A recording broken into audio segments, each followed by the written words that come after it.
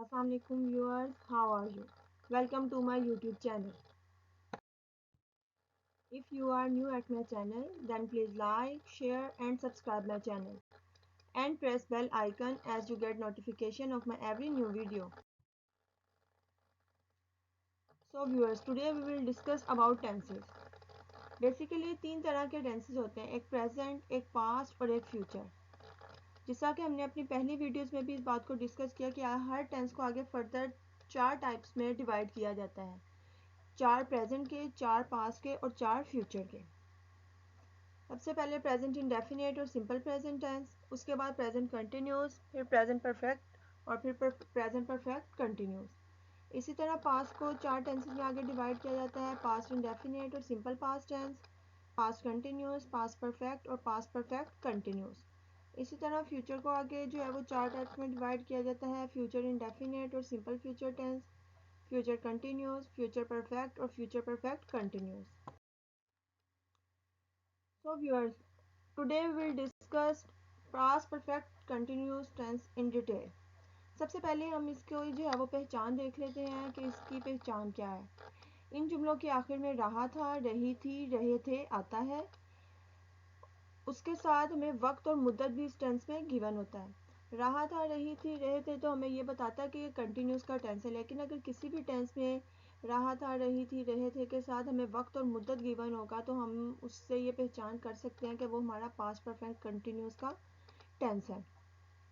अब हम सबसे पहले उसका स्ट्रक्चर देख लेते हैं कि उसको बनाना हम किस तरह से बना सकते हैं। सबसे पहले हम उसमें अपना सब्जेक्ट लगाएंगे, उसके बाद हम उसमें अपना हेल्पिंग वर्ब हैड लगाते हैं, उसके बाद बीन, उसके बाद फर्स्ट फॉर्म ऑफ वर्ब के साथ आईएनजी ऐड कर देंगे, उसके बाद अपना ऑब्जेक्ट लगाएंगे, उसके बाद सिंस और फॉर में से कोई एक चीज़ जो है वो हम लगाते हैं अकॉर्डिंग टू आवर टेंस।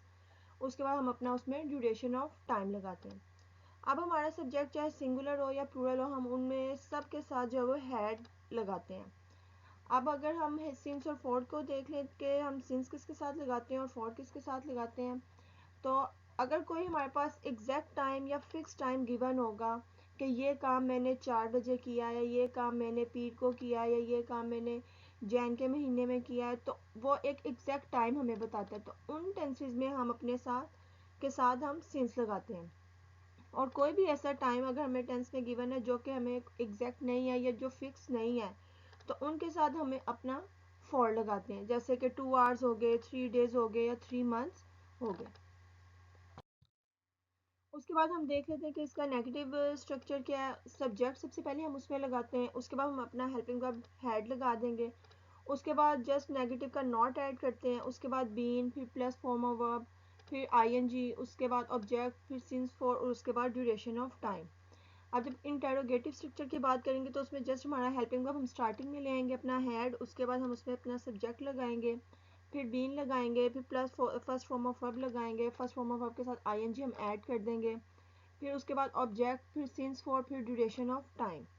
इसी तरह जब हम अपना नेगेटिव और इंटेरोगेटिव स्ट्रक्चर की बात करेंगे, सबसे पहले हम अपना हेल्पिंग वर्ब स्टार्टिंग में ले आएंगे हैड, उसके बाद सब्जेक्ट लगाएंगे, उसके बाद नेगेटिव का नॉट लगा देंगे, उसके बाद बीन, फिर plus first form of verb, then ING, then object, then since for में से कोई एक चीज़ हम लगाएंगे अपने सेंटेंस के अकॉर्डिंग, उसके बाद ड्यूरेशन ऑफ टाइम। अब इसके कुछ एग्जांपल देख लेते हैं ताकि हम इसको ज़्यादा अच्छे तरीके से समझ सकें। सबसे पहले देखिए हमारे पास टेंस है जी, वो 2 बजे से कपड़े धो रही थी। अब इसके लास्ट में जो हमारे पास रही थी गिवन है, वो तो हमें ये बता रहा है कि ये हमारा कंटिन्यूस का टेंस है, लेकिन जो इसमें टाइम गिवन है 2 बजे से, वो ये हमें बता रहा है कि ये हमारा पास्ट परफेक्ट कंटिन्यूस का टेंस है। तो इसको हम सबसे पहले कैसे बनाएंगे, सब्जेक्ट उसमें हम अपना जो है वो लगाएंगे she had been washing clothes, उसके बाद सिंस फॉर में से हमारे पास 2 बजे का एग्जैक्ट टाइम गिवन है तो इसलिए हम उसमें सिंस लगा देंगे।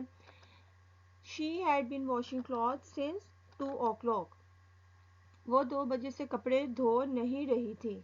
शी हैड, जस्ट अब हम इसमें नेगेटिव का नॉट ऐड कर देंगे, not been washing clothes since 2 o'clock, क्या वो 2 बजे से कपड़े धो रही थी। अब इसमें जस्ट हम अपना हेल्पिंग वर्ब स्टार्टिंग में लेंगे had she been washing clothes since 2 o'clock, क्या वो 2 बजे से कपड़े नहीं धो रही थी। Had she not been washing clothes since 2 o'clock। अब इसी तरह इसकी एक और एग्जांपल देख लेते हैं, लड़की शाम से नाच रही थी। अब शाम से नाच रही थी भी हमें ये बता रहा है कि इसमें हमारे पास एक टाइम गिवन है, तो इसको हम सबसे पहले देखें कैसे करेंगे। The girl had been dancing since evening, क्योंकि हमारे पास शाम का भी एक एग्जैक्ट टाइम गिवन है, इसलिए हम इस टेंस में भी अपने साथ सिंस लगाएंगे। लड़की शाम से नाच नहीं रही थी। The girl had not been dancing since evening, क्या लड़की शाम से नाच रही थी। हेल्पिंग वर्ब हम इसमें स्टार्टिंग में लेंगे। Had the girl been dancing since evening, क्या लड़की शाम से नाच नहीं रही थी। Had the girl not been dancing since evening. इसकी एक और एग्जांपल देख लेते हैं। बच्चे 2 घंटे से टेलीविजन देख रहे थे।